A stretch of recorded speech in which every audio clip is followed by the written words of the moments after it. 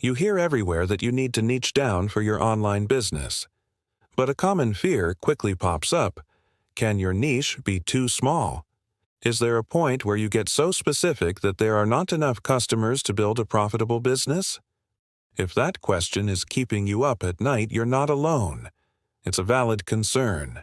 This video will help you understand how to avoid going too niche and guide you towards finding the sweet spot for your online business niche.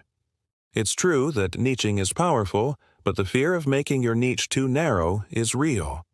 If your chosen online business niche is so specific that the total number of potential customers is tiny, or the problem you solve is only relevant to a handful of people, then yes, you risk limiting your growth and profitability. This is the core problem people worry about when asking, can your niche be too small? But how do you know if you've gone too niche and skipped past the potential customers? The good news is there's a way to navigate this.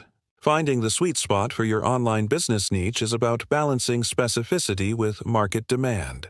It's about being focused enough to stand out, but broad enough to have a sustainable customer base. So, how to find the right niche size? It comes down to research and validation. Are people actively searching for solutions in your proposed narrow niche? Are there already businesses, even small ones, successfully serving this very specific audience? Is the problem you solve painful enough that people are willing to pay? These are the questions that help determine if your niche too narrow is a problem or a perfect opportunity. Performing targeted niche market research is key to finding the sweet spot. Ultimately, avoiding going too niche means constantly checking for demand and engagement within your specific segment.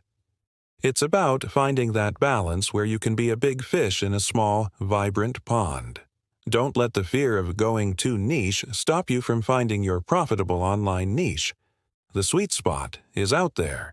Ready to figure out, can your niche be too small and find the sweet spot for your online business niche?